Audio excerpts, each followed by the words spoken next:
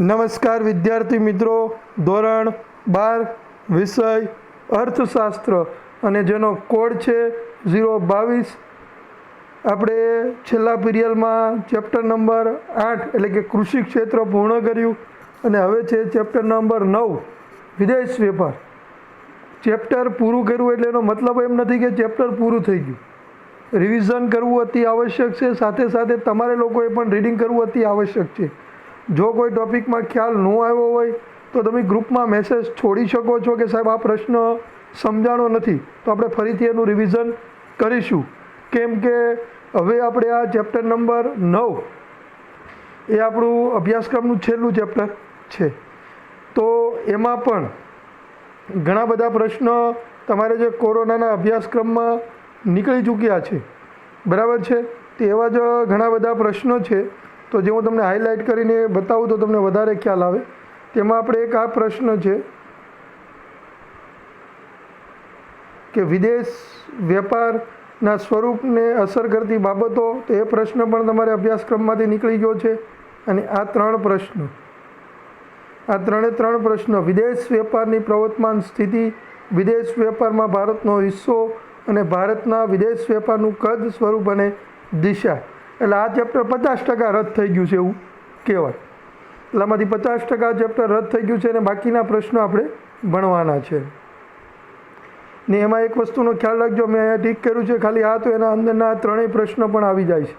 એટલે એ બાબતની તો તમારે કાળજી લેવાની છે. એટલે એટલું અભ્યાસક્રમમાં નથી કોરોનાની પરિસ્થિતિને ધ્યાનમાં રાખીને. બાકીના બધા પ્રશ્નો આપણે વિગતવાર ભણવાના છે.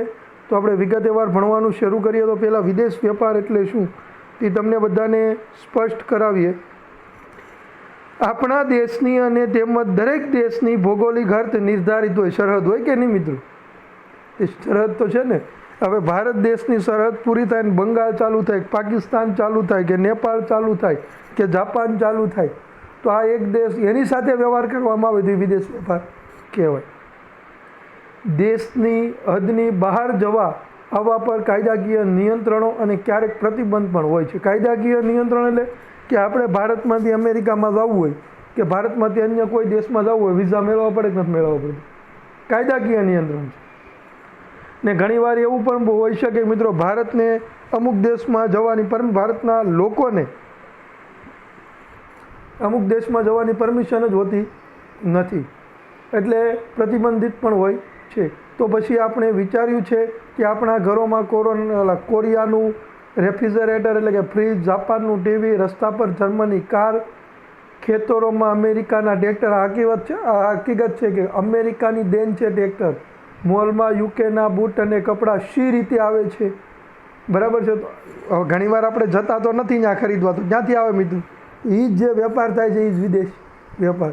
શું આપણે જાણીએ છીએ કે આપણા દેશમાં વાહનોમાં જે પેટ્રોલ કે ડીઝલથી ચાલે છે તેમાંનું મોટાભાગનું તેલ અખાતી દેશોની પાસેથી આવે છે. તો આપણે આ પ્રકરણમાં સમજવાનું છે કે દેશની હદ બહારની વસ્તુઓ, સેવાઓ, ટેકનોલોજી કે વેપાર વગેરેની આપ-લે થાય તો તે વિદેશ વેપાર કહેવાય છે. આ વેપારના કેટલાક અગત્યના પાસાઓ નીચે મુજબ સમજવાના છે. તેનું પહેલું જ પાસું આવે છે આંતરિક વેપાર અને વિદેશ વેપાર. આંતરિક વેપાર અને વિદેશ વેપારનો અર્થ મોસ્ટ આઈએમપી મિત્રો. વેપાર પહેલાં તો તમે એક એ અર્થ સમજી લેજો કે વેપાર એટલે શું. આ એક માર્ક્સનો ટૂંકો પ્રશ્ન છે, વેરી મોસ્ટ આઈએમપી. આંતરિક વેપાર અને વિદેશ વેપારનો અર્થ તો સાવ ઇઝી છે. એટલે વેપાર એટલે શું? એવી વ્યવસ્થા કે વ્યવસાયિક પ્રવૃત્તિ કે જેમાં વસ્તુઓ, સેવાઓ, મૂડી, ટેકનોલોજી, ટેકનિકલ જાણકારી અને માહિતીની બૌદ્ધિક સંપદા વગેરેનો વિનિમય કે બૌદ્ધિક માહિતીનો વિનિમય એટલે વેપાર.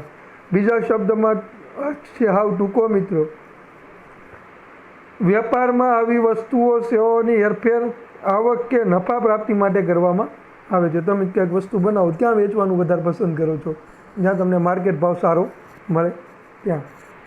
કોઈ એક દેશની હદની અંદર થતી, જોજો અહીંયા દોઢ લીટી છે, એ દોઢ લીટીમાં તમને બે અર્થ કહી દીધા છે. કોઈ એક દેશ હદની અંદર થતી વેપારી પ્રવૃત્તિને કેવો વેપાર કહેવાય? આંતરિક વેપાર.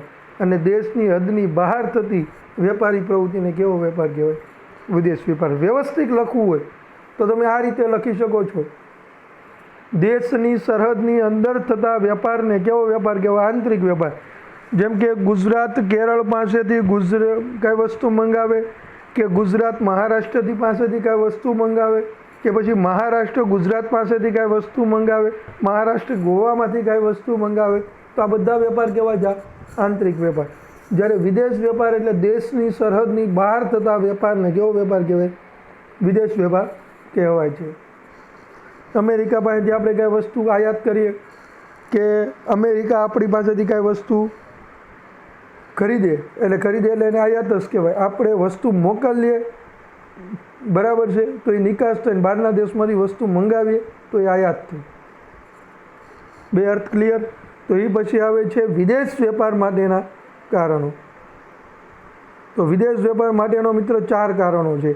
દેશમાં ઉપલબ્ધ ઉત્પાદન સાધનમાં તફાવત, ઉત્પાદન ખર્ચ, ટેકનોલોજીકલ પ્રગતિ અને શ્રમ વિભાજન અને વિશિષ્ટીકરણ.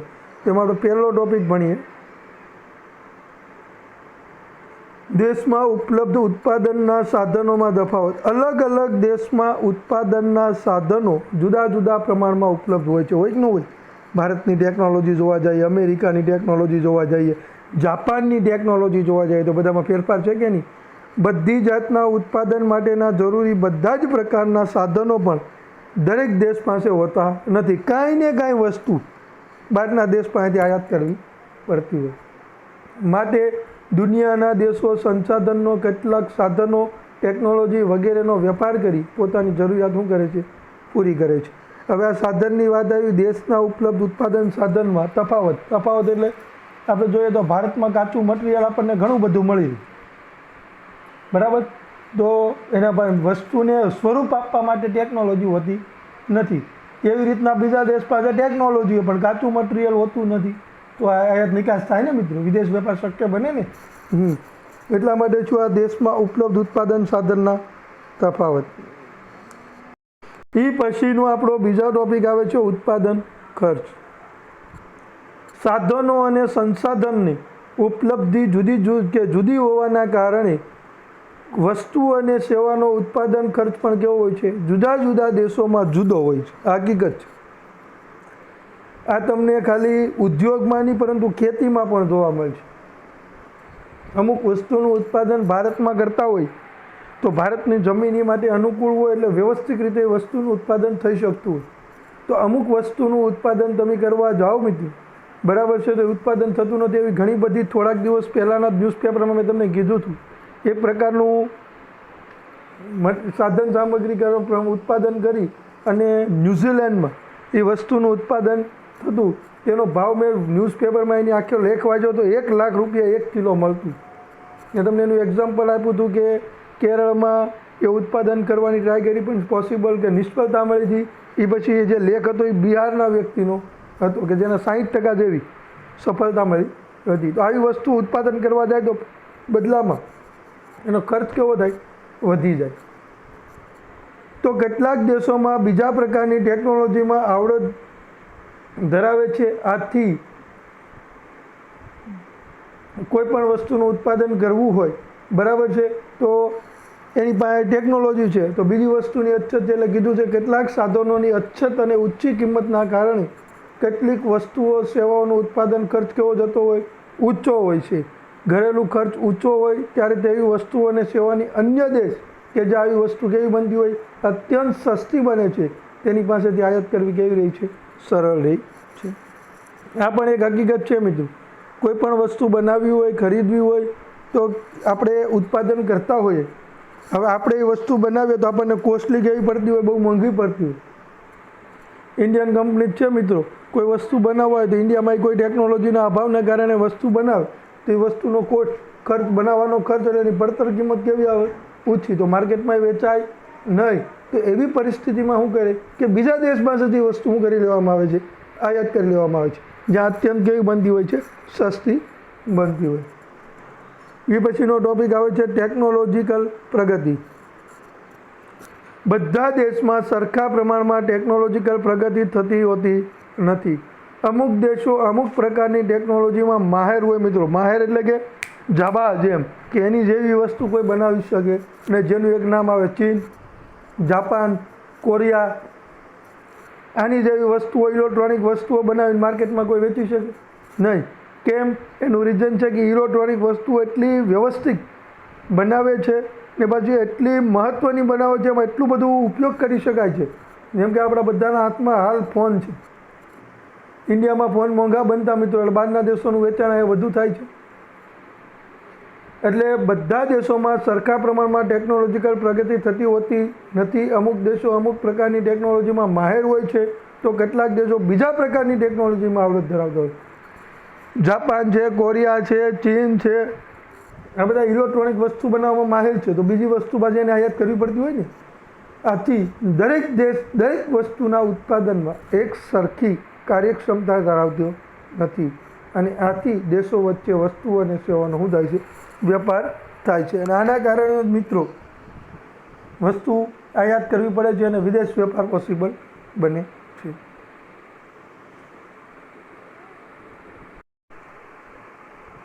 એ પછીનો ટોપિક આવે છે શ્રમ વિભાજન અને વિશિષ્ટીકરણ. શ્રમ વિભાજન એટલે શ્રમ, કામ બધા દેશ પાસે શ્રમ સરખો નથી. વિશિષ્ટીકરણ એટલે કે આવડત એ પણ બધા દેશ પાસે સરખી નથી. દરેક દેશમાં શ્રમની ઉત્પાદકતા અને કૌશલ્ય કેવી હોય છે? અલગ અલગ હોય છે. કૌશલ્ય, જ્ઞાન, આવડત કેવી હોય છે? અલગ અલગ હોય છે. એટલે અથવા તો નિયોજક શક્તિની કાર્યક્ષમતા પણ કેવી હોય?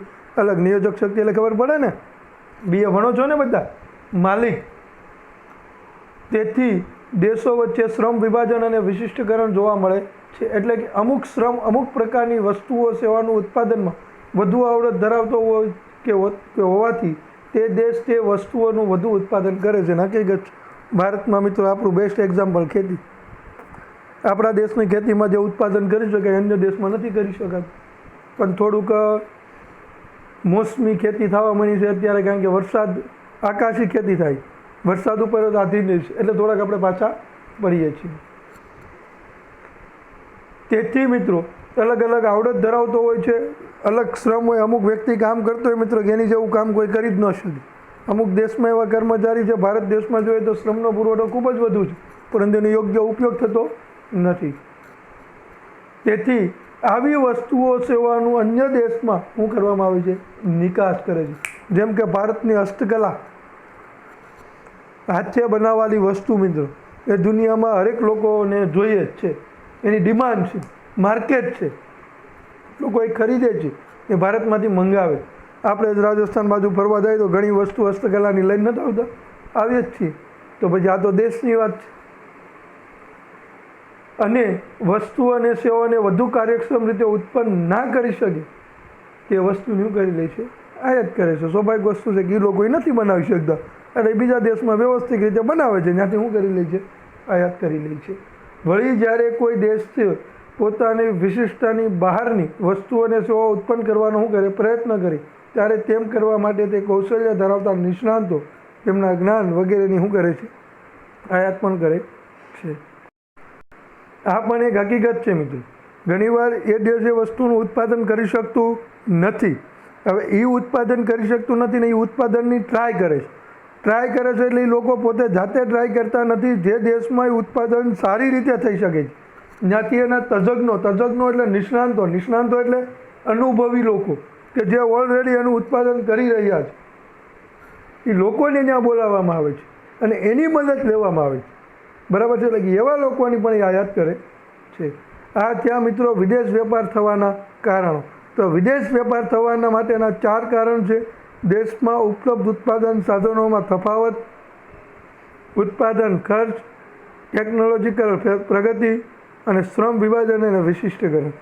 એ પછીનો મિત્રો ટોપિક છે વિદેશ વેપારના સ્વરૂપને અસર કરતા બાબતો. કેટલી ઘણી બધી બાબતો છે મિત્રો, જોઈ શકો છો તમે કે 10 બાબત છે, પરંતુ પૂછાય એવો પ્રશ્ન હતો, પરંતુ એ 10 બાબત તમારે કોરોનાની મહામારીને લીધે અભ્યાસક્રમમાં નથી. પરંતુ આપણે બેઝિક ટોપિક જોઈ લઈએ. વિદેશ વેપારનું સ્વરૂપ અને વેપાર પ્રવૃત્તિ એક એવી વિશિષ્ટ બાબત અને પાસાઓ છે જે તે અન્ય પ્રવૃત્તિથી જુદા પાડે તથા અલગ ઓળખ આપે છે. હકીકત છે ને, અલગ અલગ દેશની વસ્તુ તરત ઓળખાઈ જાય છે એની કે આ દેશની વસ્તુ છે, આ વસ્તુ છે.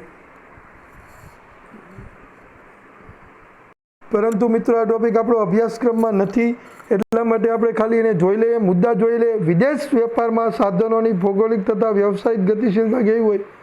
અલગ હોય છે. બધાની અલગ અલગ જ હોય છે ને. વિવિધતા ધરાવતી ચીજ વસ્તુઓનો વેપાર, અલગતા મિત્રો બીજા કરતાં કંઈક અલગ હોય તો જ તમે મંગાવો ને. બીજા કરતાં આપણને આપણે ઉત્પાદન કરીએ એના કરતાં સસ્તી મળતી હોય તો જ મંગાવીએ. એ પછી આવે છે પડકારજનક સ્વરૂપ, રાજનીય પ્રયત્નો, વિવિધ ચલણના ભાવ અને તેમના મૂલ્ય અંગેની અટકળો, વિવિધ રાષ્ટ્રો અને આંતરરાષ્ટ્રીય સંસ્થાનો સંયુક્ત પ્રયાસ, રાજકીય અને સામાજિક વિચારધારાઓની અસર, અત્યંત મોટા પાયા પર વેપાર, વધુ પ્રમાણમાં કરવેરા અને પરવાનગીઓ, હરીફાઈ અને જોખમની ઊંચી માત્રા. આ જે 10 ટોપિક છે મિત્રો, પણ અભ્યાસક્રમમાં નથી એટલે તમારે રીડિંગ કરવાનું નથી. એ પછીનો ટોપિક આવે છે આંતરિક અને વિદેશ વેપારનો તફાવત. આમાં તમને મુદ્દા આપ્યા છે આ રીતના, પરંતુ આપણે આ તફાવત છે 5 માર્ક્સમાં પૂછાય એવો પ્રશ્ન છે, એટલે એ તફાવત 5 માર્ક્સ અને 3 માર્ક્સમાં પૂછી શકાય. એટલા માટે તમારે નવનીતમાંથી રીડિંગ કરવાનો છે, જે આપણે આવતા લેક્ચરમાં જોઈશું. અસ્તુર. જય હિન્દ, જય ભારત.